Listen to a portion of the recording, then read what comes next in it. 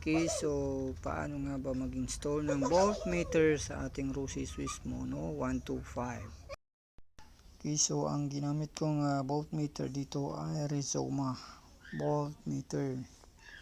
So sa Shopee ko lang din siya nabili. Okay, so yan.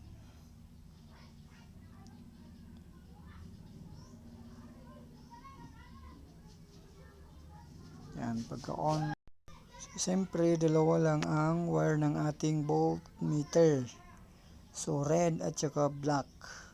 So, ang ginawa ko dito mga idol, itong kulay red na wire galing sa ating voltmeter nilagay ko sa kulay black na wire ng ating ignition switch. So, itong wire papunta sa kanyang susian.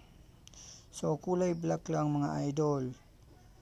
Dalawa yung black dyan sa socket, yung isa mayroong nakaline na kulay white. Pero ang itatap natin itong kulay red ng ating voltmeter dito sa kulay black ng ignition switch.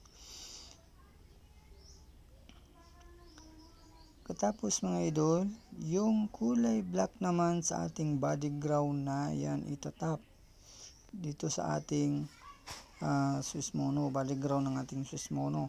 Etong sa akin, dito ko nahanap ang body ground niya sa may dyan sa loob. Mayroon tornilyo dyan. Yan.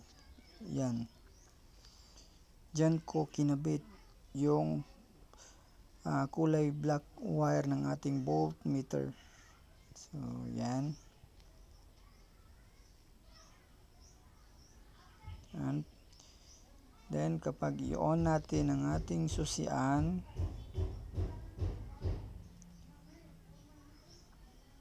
yan, sasabay rin ang ating voltmeter.